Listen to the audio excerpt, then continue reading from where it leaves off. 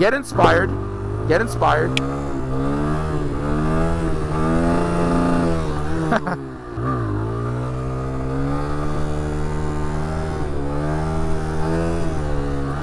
Solid, solid, solid.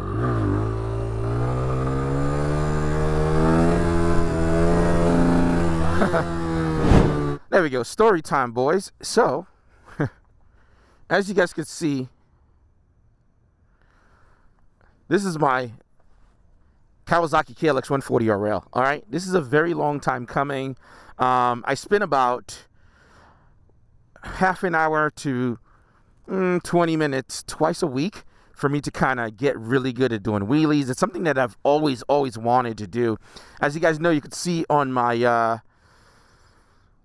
channel, I have multiple bikes. I have bigger bikes. You will see that I have a Hypermotard 939 SP. So if we're putting some context to the time frame here, doing the Hypermotard 939 SP time frame, I was actually in the market for a WR250 or a WR450 to actually learn how to wheelie. The stars kind of aligned a little bit, and I ended up getting a Hypermotard SP at an incredible deal, thanks to you guys that are watching, thanks to YouTube, and pretty much the community, right? So that set me back for a couple of years because I didn't want to use the Hypermotard to wheelie, and that goes into a whole other conversation here. We're talking about how do you truly enjoy a Hypermotard, which we'll cover at some point. If you guys like to see that video, comment for sure. But yeah, what would I recommend for you if you're looking to practice this and getting really good at it? For the first step, the very first step is getting yourself gear. You know what I mean? Jacket, helmet, gloves, boots, hip, back armor, everything. And then your second step, the most important step, get yourself a small motorcycle. All right? You have to get yourself a small motorcycle, because what happened is, often we get very arrogant as human beings. We get very comfortable, and that could be dangerous to our own nature. So get yourself a small bike, get very comfortable with it, understand it, because what happened is it reduces risk. If you fall doing a wheelie, a chaser, a 12 o'clock, the chances of you hurting yourself really badly is so minor, because you're not falling from such a high height, and you're not falling at such a tremendous speed while you're moving. So yes, small bike's gonna do the trick. You don't need an exhaust, you don't need a bunch of things. The other thing you want to keep in mind is that having a smaller bike like this is extremely cost effective long term for you to replace parts, to buy parts. Yeah, so what would I recommend in the nature of things? A Honda Grom is a great way to go, but that requires a little bit more skill. That's another thing people do not talk about. KLX 140 RL, it's great because it's lightweight. The bike is not as wide. And you're going to get around the same amount of horsepower. You're talking about 8 to 10 horsepower. However, this one does have a crutch that is really good for it. The rear wheel is standard side. The front wheel, I think it's a 19. So the bike kind of have like a incline a little bit, which is great because it gives you basically a leg up on you doing what you're trying to do. Now, as for parts and replacement, fairing, they're super cheap. Everything is pretty much modular on this thing. However, the thing that you want to watch out for if you buy yourself a KLX, the foot pegs, the foot peg holders, they are not modular. If you break them, they are soldered to the fairing, to the frame. So be mindful in your first go around, getting comfortable, getting agile with what you want to do, right? Getting agile with what you want to do. Try to practice on grass. That was one of the errors that I've made in the very beginning. I started doing it on asphalt, because what ends up happening, if you look at the KLX 140 RL, the front wheel and the back wheel, they knobbies. They're designed to ride off-road. So doing wheelies, it's going to steer you left and right, especially if you don't have full control yet or understanding what you're doing. Another great tip, whether it's on a Grom or whether it's on a KLX 140 RL, fix your levers, your clutch lever and the rear brake lever. Is you want to dial that thing down. Before I started getting into anything and practicing and going crazy, is you want to dial that thing down. I dialed down the bike to a T. The clutch lever is so twitchy for my style, the way I feel the clutch actuating. The rear brake, I made it, at some point it was ultra sensitive. It was so sensitive that it was too much.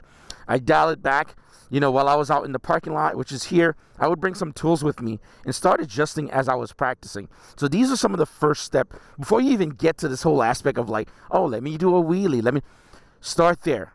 Gear, small bike, finding a safe space, a safe area, and then dial the bike in. Get it to where you want it to be, where you want it to perform, the way you want it to perform. These are the things you want the bike to be able to do first. Then from there, that's where you start your journey. A lot of people don't cover that at all because it's just common, some of it is common sense, but in a lot of cases when you're talking about wheelies, people tend to talk about it as if everyone knows what they're doing. I hear often you get the advice, dump the clutch, throttle it and dump the clutch. That is one of the worst advice in my personal opinion. You have to really understand things. Now, the other thing I'm going to say, it's a must that I think you should do, get yourself cameras. If you don't have a friend to come wheelie with you or that knows how to wheelie, get yourself cameras. You want 2 cameras, 3 cameras. You want 2 cameras, a GoPro for perspective so you can see your hand, your throttle, and your clutch. You want something that you can see your feet.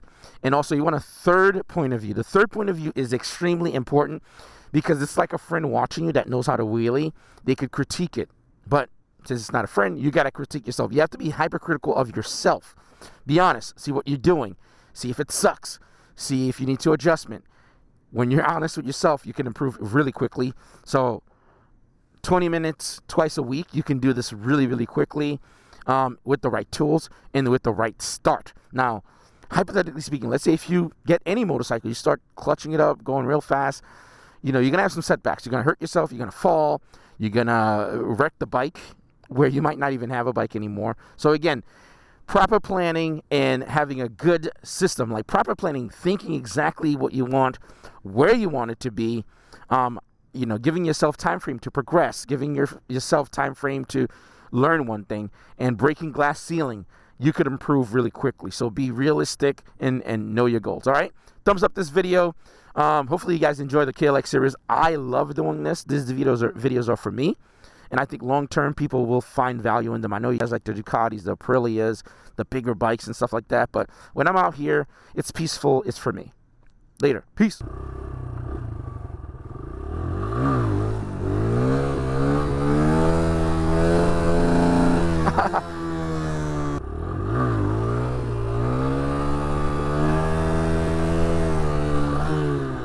A very good friend of mine, Falu,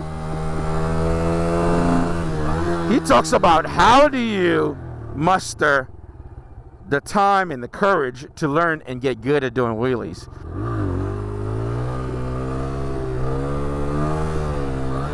Right? It's really up to you to decide.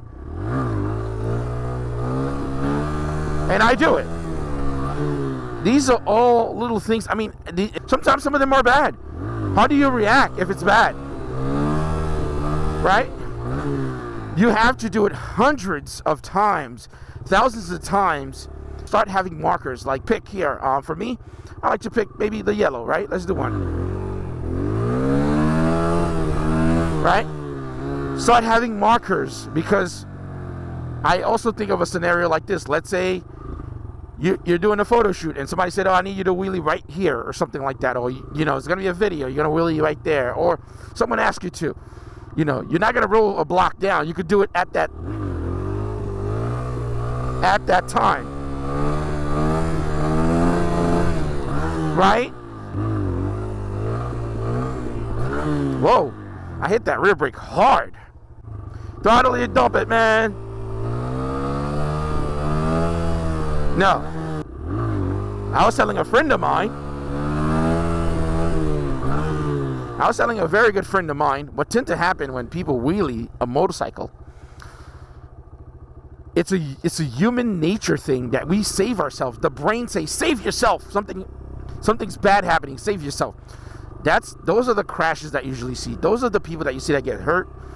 It's not because that they don't know anything. It's because their brain is wired to save them.